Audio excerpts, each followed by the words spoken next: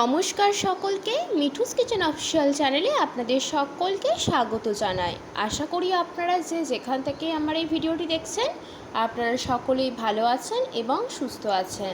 আজকে আপনাদের সাথে শেয়ার করে নেব পাকা আম দিয়ে একটি ডেজার্ট আইটেমের রেসিপি। পাকা আমের সুজির হালুয়া, যা কিন্তু ভীষণ লোভনীয় খেতে হয়। এই পাকা আমের সিজনে বানিয়ে দেখতে পারেন, খুবই ভালো লাগে খেতে। তাহলে চলুন রেসিপিটি শুরু করা যাক। খুবই সহজ একটি পদ্ধতি, বাড়িতে থাকা সামান্য কিছু উপকরণ দিয়ে আর পাকা আম দিয়ে বানিয়ে ফেলতে পারবেন এই লোভনীয় স্বাদের সুজির হালুয়া। প্রথমে একটা আম আমি এখানে নিয়েছি, দুটো মাঝারি সাইজের আম চাইলে আপনারা নিতে পারেন, এখানে আমি একটা আমই নিয়েছি। তারপরে গোটা আমটার ভালো করে খোসা ছাড়িয়ে নিয়েছি। তারপরে ছোট ছোট করে টুকরো করে এইভাবে ছুরির সাহায্যে কিন্তু আমি এখানে কেটে নিয়েছি। আপনারা চাইলে যে কোনো প্রকারে আমটা একটা পাল্প বার করতে হবে, সেই ক্ষেত্রে আপনারা যদি পিস পিস করেও কাটেন, সেই ক্ষেত্রে আমের অংশটা মিক্সিং জারের মধ্যে দিয়ে খুব সুন্দর করে একটা পাল্প তৈরি করে নেবেন। পাল্প আমরা তৈরি করে রেখে দিয়েছি। তারপরে কড়াইয়ের মধ্যে বড় চামচের 1 চামচ গাওয়া ঘি দিয়েছি। ঘিটা খুব ভালো করে গরম করে নিতে হবে ধোঁয়া ওঠা পর্যন্ত। তারপরে গ্যাসের ফ্লেমটা একদম লোতে করে আমি এখানে যতটা পরিমাণ হালুয়া বানাবো তার জন্য 1 বাটি পরিমাণ মতো সুজি নিয়েছি। আপনারা যতটা পরিমাণে বানাবেন সেই পরিমাণ মতো কিন্তু এখানে সুজিটা নিয়ে নেবেন। তারপরে সুজিটাকে খুব ভালো করে ঘিয়ের মধ্যে ভেজে নেব, যতক্ষণ না অবধি ভীষণ মিষ্টি একটা গন্ধ বেরিয়ে আসছে এবং সুজির কালারটা চেঞ্জ হয়ে যাচ্ছে। কারণ ভাজতে ভাজতে দেখবেন সুজির কালারটা অনেকটা পরিমাণে চেঞ্জ হয়ে যাবে, ততক্ষণ অবধি কিন্তু আমাদেরকে অনবরত সুজিটাকে নাড়াচাড়া করে ভেজে নিতে হবে। আর আমরা যদি এই সময় অনবরত নাড়াচাড়া না করি, সুজিটা কিন্তু কড়ার গায়ে লেগে যেতে পারে, সেই ক্ষেত্রে পুড়ে যাওয়ার চান্স থাকতে পারে। সেই জন্য আমি এখানে সুজিটাকে অনবরত মেশাচ্ছি, যাতে করে সুজিটা খুব সুন্দরভাবে ভাজা হয়ে যায় এবং একটু কালারটা চেঞ্জ হয়ে যায়। বেশি লালচে করে ভাজার দরকার নেই, যেহেতু এখানে আম যাবে, সেই জন্য কালারটা অটোমেটিক্যালি একটু অন্যরকম চেঞ্জ হবে। আর বেশি লালচে করে ভাজলে কিন্তু দেখতে ভালো লাগে না, সেই ক্ষেত্রে এখানে আমরা এটা বেশি লালচে করে ভাজবো না। মোটামুটি আমি প্রায় 8 থেকে 9 মিনিট মতো সময় নিয়ে লো টু মিডিয়াম ফ্লেমে সুজিটাকে ভালো করে ভেজে নিয়েছিলাম, যতক্ষণ না অবধি সুজির কালারটা একটু চেঞ্জ হয়ে আসছে, মানে একটু গোল্ডেন কালার হয়ে আসছে। ঠিক সেই পর্যায় পর্যন্ত আমরা এখানে সুজিটা ভেজে নেব।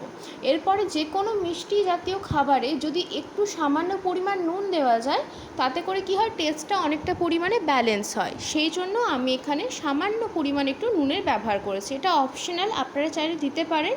আবার অনেকে রয়েছে মিষ্টি জাতীয় খাবারে একটু নুনটা পছন্দ করে না, সেই ক্ষেত্রে নাও দিতে পারেন। তবে আমি বলবো নুনটা দিলে কিন্তু টেস্টটা অনেকটা এনহ্যান্স হয়।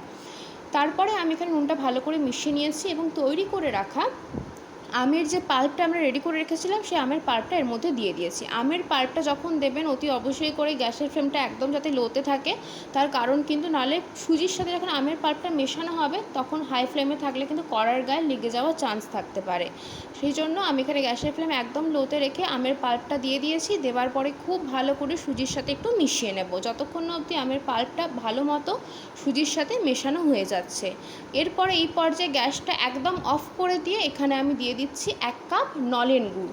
অনেকের মনে হতে পারে নলেন গুড় এখন তো পাওয়া যায় না, আমার কিন্তু ফ্রিজে স্টোর করে রাখা থাকে, সেই জন্য এখানে নলেন গুড়টা দিয়েছি। আপনারা নলেন গুড় যদি না পান এই সময়, তাহলে আপনারা চাইলে পাটালি গুড়টা দিতে পারেন, তবে আখের গুড়টা দেবেন না, এতে কিন্তু আখের গুড় দিলে টেস্টটা খুব একটা ভালো আসে না। পাটালি গুড় অবশ্যই দিতে পারেন। আর সেই ক্ষেত্রে যদি আপনারা গুড়টা পুরোপুরি অ্যাভয়েড করতে চান, তাহলে এখানে চিনি গুঁড়ো করে দিতে পারেন। গোটা দানা চিনি দিলে কি হয়, মেল্ট হতে অনেকটা সময় লাগে, সেই জন্য এখানে পাউডার সুগার যেটা রয়েছে সেটা দিতে পারেন। তবে আমার মনে হয় এখানে নলেন গুড় বা পাটারি গুড় দিলে সবথেকে বেশি টেস্টটা ভালো আসে। এরপরে গ্যাসের ফ্লেমটা একদম অফ করে দিয়ে গুড়টা খুব ভালো করে মিশিয়ে নিয়েছি। তারপরে গ্যাসের ফ্লেম অফ থাকা অবস্থাতেই কিন্তু নর্মাল টেম্পারেচারে থাকা আমি এখানে দুধ দিয়ে দিয়েছি। 1 বাটি সুজির জন্য এখানে 2.5 বাটি দুধ আমি এখানে দিয়েছি।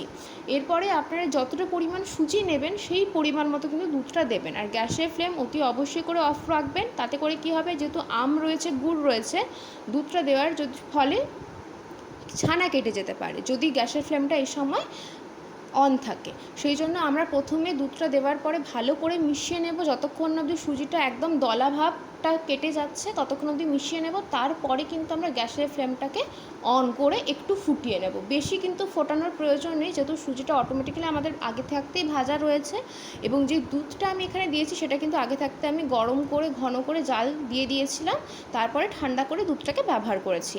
এই পর্যায়ে দেখুন আমি কিন্তু গ্যাসের ফ্লেমটাকে অন করে দিয়েছি এবং একটু ফুটতে শুরু করলে সেই পর্যায়ে আমি দিয়ে দিচ্ছি এখানে সামান্য পরিমাণ এলাচের গুঁড়ো একটা সুন্দর ফ্লেভারের জন্য। দেওয়ার পরে খুব ভালো করে এখানে মিশিয়ে নেব। আমি 5 মিনিট মতো একটু গ্যাসের ফ্লেমটাকে অন করে লো ফ্লেমে একটু সুজিটাকে ফুটিয়ে নিয়েছিলাম, যাতে করে জিনিসটা একটু পাকানো হয়ে যায় ভালো করে সেই মতো দিয়ে খুব সুন্দর করে কিন্তু মিশিয়ে নিচ্ছে। আমাদের কিন্তু লোভনীয় স্বাদের পাকা আম দিয়ে তৈরি সুজির হালুয়া একদম রেডি। রেসিপিটি যদি আপনাদের ভালো লেগে থাকে অবশ্যই করে আমার চ্যানেলটিকে সাবস্ক্রাইব করবেন, লাইক শেয়ার কমেন্ট করতে ভুলবেন না। আর যদি এরকম নিত্য নতুন রেসিপি পেতে চান অবশ্যই করে আমার চ্যানেলটিকে সাবস্ক্রাইব করে আমার চ্যানেলের পাশে থাকার অনুরোধ রইল। খুব ভালো করে কিন্তু মেশাতে হবে যাতে করে সুজির কোনো অংশে দলাভাব না থাকে, তাতে করে কিন্তু যখন আমরা খাবো এটা মুখে যদি সুজির দলাভাব পড়ে তাহলে কিন্তু খেতে ভালো লাগবে না। সেই জন্য বারবার বলছি কোনোভাবে যাতে সুজির দলাভাবটা না থাকে, সেই ক্ষেত্রে খুব ভালো করে একটু হাতে সময় নিয়ে মিশিয়ে নেব। এবং একদম রেডি হয়ে গেছে আমাদের পাকা আম দিয়ে তৈরি সুজির হালুয়া।